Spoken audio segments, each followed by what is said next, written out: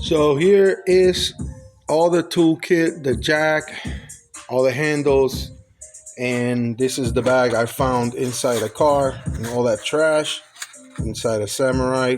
It's really toasty.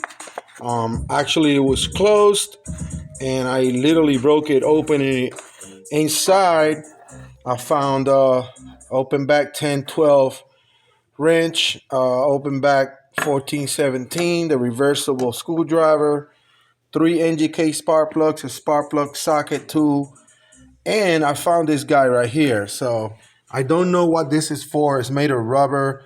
It's got the Suzuki emblem on it. It says made in Japan. I try to figure out what this is for. I have no idea. I'm going to be cleaning all these tools and trying to get them into a decent shape.